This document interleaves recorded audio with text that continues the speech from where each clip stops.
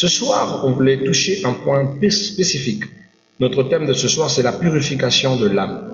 Une chose, pas notre thème, mais plutôt notre point de ce soir. Parce que notre thème, c'est les mystères de l'âme, à la lumière de la parole. Et notre point de ce soir, c'est la purification de l'âme. Dans 1 Pierre chapitre 1, verset 22, la Bible dit « Ayant purifié vos âmes en obéissant à la vérité. » Ayant purifié vos âmes en obéissant à la vérité. La purification de l'âme dépendra toujours de l'obéissance à la vérité. Votre âme a besoin d'être traitée. Je dis toujours que de la même manière que vous vous occupez de votre corps, vous soignez votre corps, votre apparence, traitez aussi votre âme. Votre âme a besoin d'être traitée. Et le traitement de l'âme commence par sa purification. C'est quoi le mot purification? Souvent, la purification, on voit beaucoup de gens à la pure spiritualité qui n'ont pas compris. Purifier, c'est nettoyer. C'est retirer les mauvaises particules. C'est retirer ce qui n'a rien à voir avec la sainteté, avec ce qui est propre. Purifier, c'est se préparer pour. C'est-à-dire, c'est rendre son âme disposée pour quelque chose. Lorsque quelqu'un se prépare pour une cérémonie, il se dispose pour cette cérémonie. Lorsque quelqu'un se purifie pour entrer dans le sacré, c'est parce qu'il se dispose pour le sacré. Vous avez besoin de purifier votre âme. Et les moyens bibliques que la parole nous offre pour la purification, c'est que nous pouvons être purifiés par la parole de Dieu. Souvent même quand vous écoutez la parole de Dieu, lorsque vous laissez votre âme en contact constant avec la parole de Dieu comme source d'édification, vous donnez à votre âme la capacité, la possibilité d'être purifié. La parole nous purifie. La parole nous sanctifie. Voilà pourquoi un chrétien qui se désabonne de la parole de Dieu ou écoute de moins en moins la parole de Dieu empêche à son âme de se purifier. Empêche à son âme de s'affermir.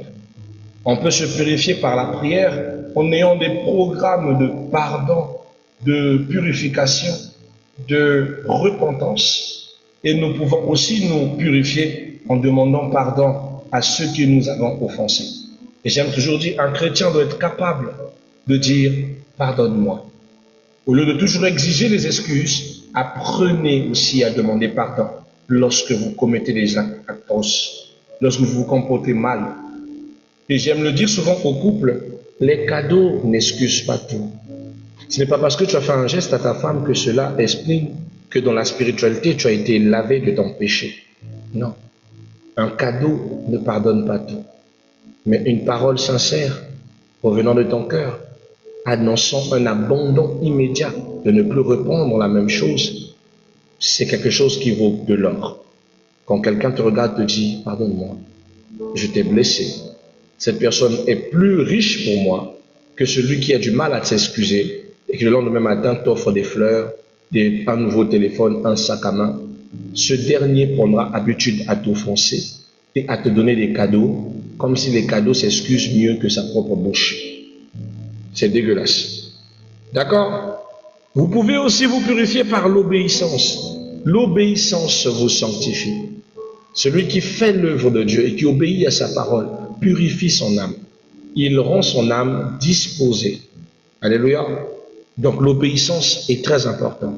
La Bible dit que l'obéissance vaut mieux que le sacrifice. Souvent, choisissez l'obéissance que de vous cacher derrière divers sacrifices que vous devez offrir à Dieu. Dieu préfère que vous soyez obéissant que de lui offrir des panoplies de sacrifices qui ne lui servent absolument à rien. Soyez obéissants. Obéir signifie accepter, mettre en pratique la parole ou les exigences de celui qui vous donne des ordres. Et Dieu aime l'obéissance et bénit ceux qui sont obéissants.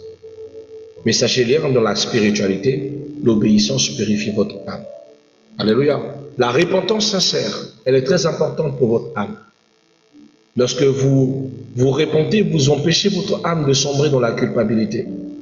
Lorsque vous vous repentez, vous donnez à la force à votre âme de renaître, de rejaillir, de reporter de la quintessence.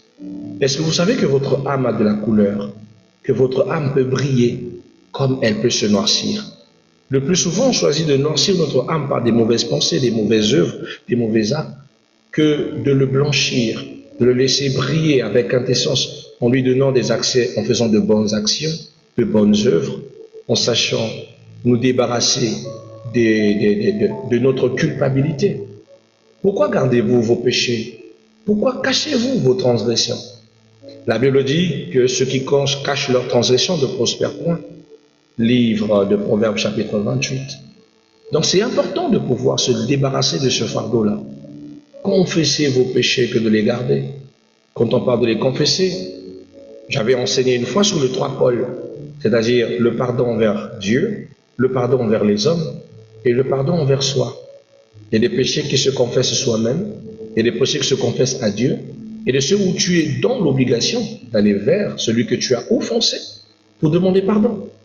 Il n'y a pas de « je n'ai pas le courage, je ne pourrai pas ». Quand tu l'as fait, tu as eu le courage de le faire. Mais pourquoi quand il faut arranger, tu n'en as pas le courage? Si tu ne veux pas être face à ce genre de choses qui te font honte, mais ne les fais pas. Pas du tout. Sache que derrière un acte méprisé que tu caches, se cache une prison mentale et même souvent un lien qui se crée qui t'empêche de t'en sortir. Beaucoup de personnes ont du mal à abandonner l'infidélité parce qu'ils ne confessent pas leur infidélité.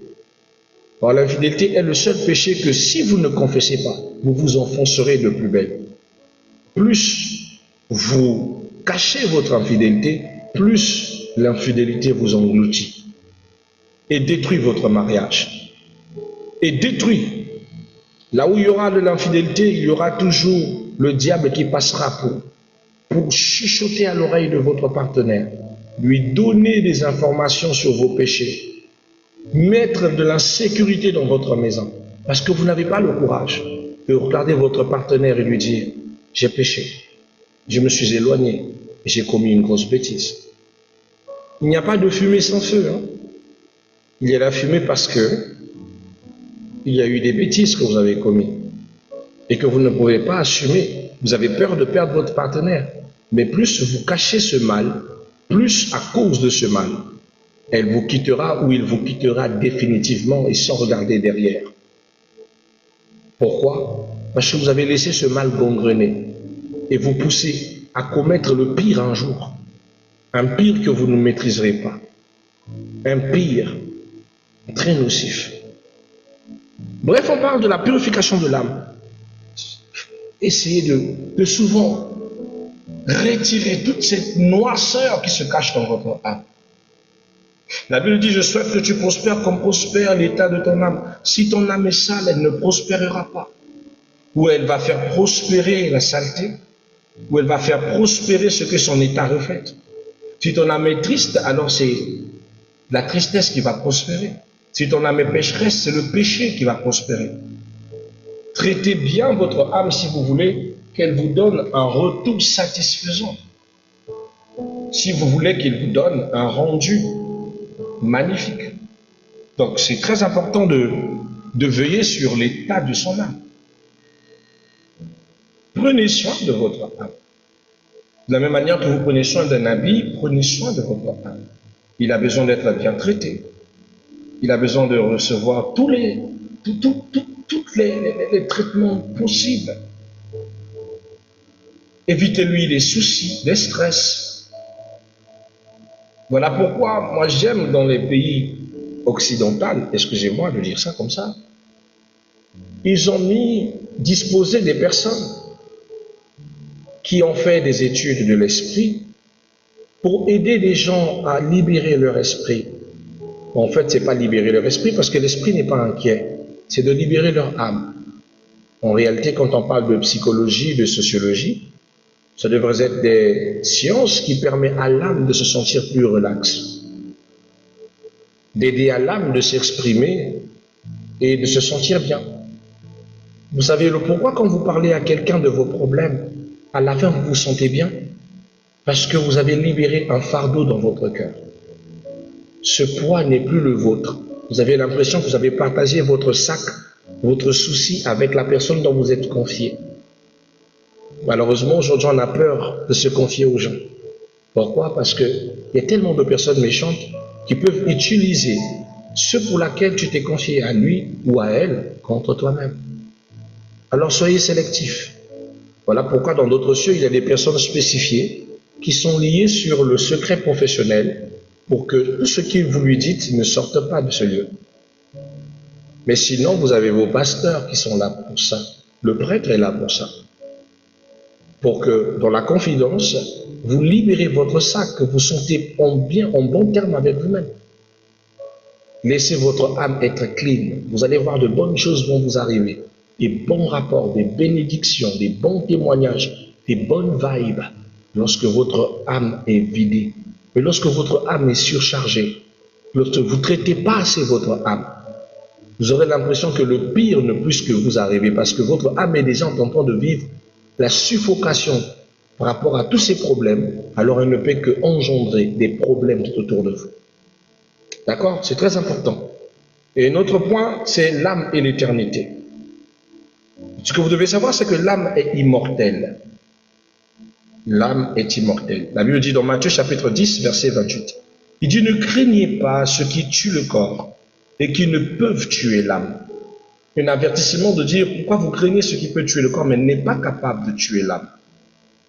Après la mort, le corps retourne à la poussière. L'âme continue son existence. Elle attend le jugement et la récompense. De la même manière que l'esprit est éternel, l'âme aussi est immortelle. Elle ne meurt pas. L'âme peut faire 300 ans, 400 ans. Elle peut rester en captivité pendant des siècles. Je dis pendant des siècles. Donc, retenez que votre âme est immortelle, ne peut pas mourir.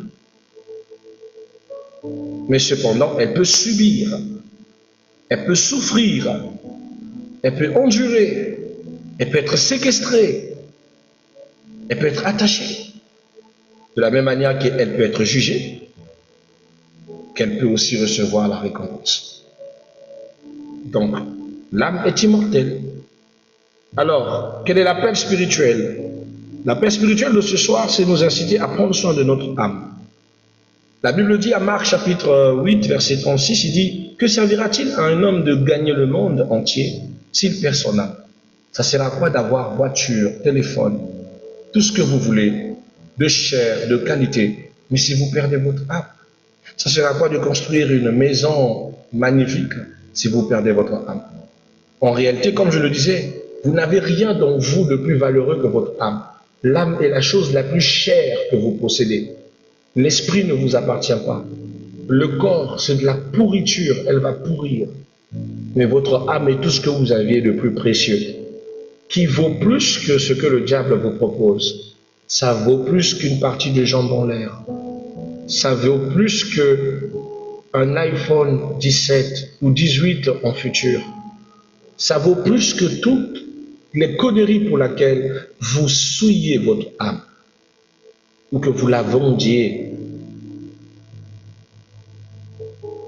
Si vous pouvez savoir, pourquoi le diable est prêt à tout vous proposer pour votre âme? C'est parce que votre âme est très chère. Elle est tellement chère que pour pouvoir sauver votre âme, Dieu donne la vie de son propre Fils. Il n'a pas donné la vie de ses prophètes. Il n'a pas donné la vie d'un serviteur quelconque. Mais il donne la vie de son propre Fils pour sauver votre âme. Pour vous montrer combien votre âme est très chère, est valeureuse. Et que vous devez en prendre soin. D'accord?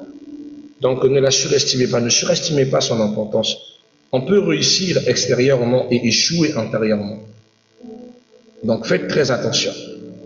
Alors en définitive, que dire mes bien-aimés? Nous dirons que l'âme est le siège de ton identité, le miroir de ton état intérieur, le trésor que Dieu désire restaurer. Dieu ne veut pas seulement t'utiliser, il veut te guérir. Dieu ne cherche pas seulement ton service, il cherche ton âme. Voilà, ce sera tout pour nous ce soir.